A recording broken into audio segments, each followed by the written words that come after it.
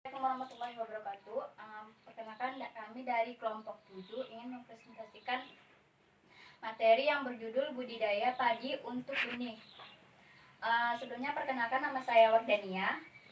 Saya Diana Sumarawati. Saya Asmani. Ya, baik, untuk mempersingkat waktu, saya akan menjelaskan mengenai tanaman padi. Tanaman padi anakan adalah satu tangkai padi yang terdiri atas akar, batang, dan daun. Tangkai tersebut mempunyai malai, namun ada pula yang tidak. Malai terdiri atas rangkaian butir. Butir merupakan bagian dari tanaman yang berbentuk biji. Selanjutnya yaitu benih dan biji padi. Biji padi yang telah matang dan dalam kondisi lingkungan yang sesuai untuk berkecambah tumbuh menjadi tanaman normal disebut benih padi. Biji padi yang telah matang dan dapat atau tidak dapat berkecambah serta digunakan untuk konsumsi bukan merupakan benih.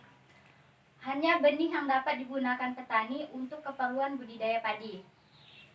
Bagian biji padi itu bagian luar terdiri dari kulit dan bulu, sedangkan bagian dalam terdiri dari endoplasma dan embrio.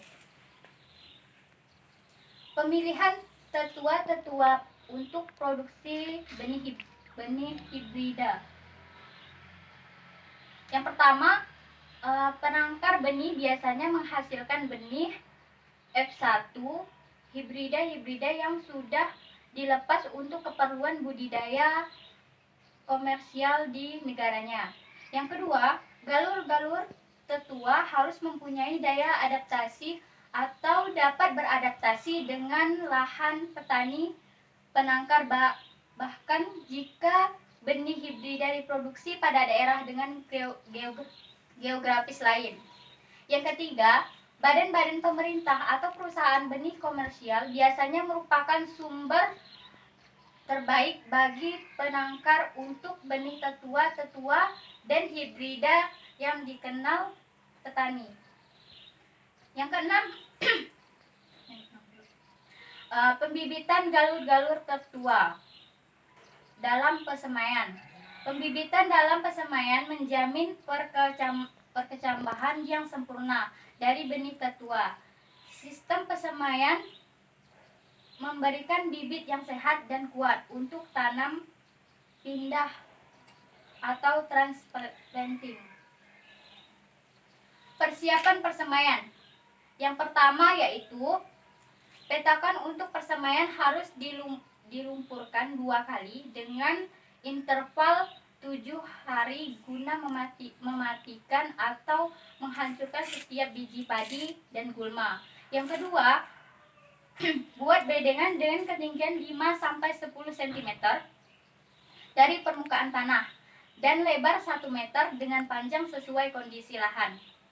Yang ketiga, buat saluran drainase antar bedengan untuk membuang air yang berlebihan. Yang keempat, biarkan pupuk NPK 14-14 atau amonium fosfat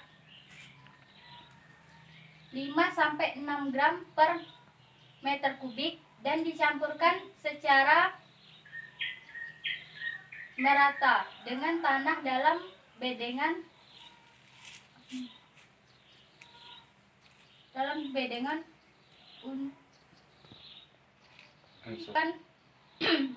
meningkatkan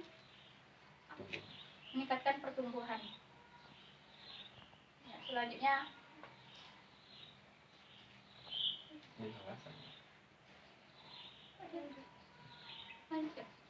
pra perkecambahan benih. Yang pertama, rendam benih dalam air selama 24 jam. Yang kedua, dalam perendaman benih diaduk dan setiap biji yang mengapung di permukaan dibuang. Yang ketiga, inkubasi atau tiriskan benih selama 24 jam dalam tempat yang hangat dan teduh. Yang keempat, benih dapat diinkubasi dalam karung goni yang lembab. Yang kelima, berikan ruang yang cukup dalam karung untuk mengantisipasi pertumbuhan benih selama inkubasi. Yang keenam, inkubasi akan menjamin benih tetap hangat, meningkatkan pertumbuhan embrio dan menghasilkan perkecambahan yang seragam. Yang ketujuh, sebarkan benih yang telah berkecambah secara merata sebanyak 1 kg untuk bedengan seluas 20 meter persegi. Yang kedelapan yaitu untuk memproduksi benih padi hibrida yang cukup diperlukan 15 kg benih galur A dan 5 kg benih galur B untuk tanam seluas 1 hektar. Selanjutnya akan disampaikan oleh Dian Asmarawati. Untuk pengolahan persemaian, genangi bedengan setinggi 2 hingga 3 cm di atas permukaan tanah. Buang air sesekali agar bibit tumbuh kuat. Secara bertahap, tingkatkan genangan sampai 5 cm untuk membunuh gulma. Cabut gulma yang masih tertinggal. Gulma biasanya menjadi pesaing bibit dalam hal sinar, air, dan unsur hara. Berikutnya, tanam pindah atau transplanting. Tanam pindah memberikan jarak yang layak, menyebabkan pertumbuhan yang seragam. Tanam pindah memberikan kesegaran tanaman yang optimum sehingga dapat diperoleh hasil yang maksimum. Tanam pindah membuat penyiangan, penyemprotan, pemupukan, dan roiging atau pembungaan pengambilan tunas lebih mudah. Padi hibrida ditanam dalam barisan hanya dalam satu arah. Tanaman dalam barisan tidak mengikuti jarak baris atau zigzag. Untuk jumlah bibit per lubang, pemakaian 1 atau 2 bibit per lubang akan memberikan hasil yang sama, kecuali jika yang ditanam adalah bibit mati. Tanam galur A 1 atau 2 bibit per lubang. Kemudian tanam galur B atau R 2 bibit per lubang untuk menghindari matinya 1 bibit sehingga bibit yang satu masih dapat menghasilkan tunas yang cukup. Umur bibit pada waktu tanam pindah yaitu umur bibit 21 hari menjamin waktu pembungaan dari galur-galur tertua. Berikutnya, tanam pindah dengan umur bibit lebih tua menyebabkan waktu pembungaan terlambat sekitar setengah dari selisih antara umur bibit tua 21 hari. Tanam pindah bibit yang lebih muda menyebabkan waktu pembungaan lebih awal sekitar setengah dari selisih antara umur bibit muda yaitu umur bibit 21 hari. Bila tanam pindah dari bibit galur A terlambat, maka waktu tanam galur B atau R harus ditunda juga untuk memperoleh keseragaman pembungaan. Berikutnya panen.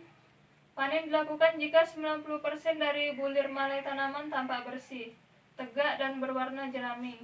Bulir sisa harus dalam fase masak. Panen jika kadar air biji kurang dari 20%. Keringkan petakan sawah 7 hingga 10 hari sebelum panen. Pengeringan sawah akan menyebabkan tanaman matang lebih cepat dan seragam.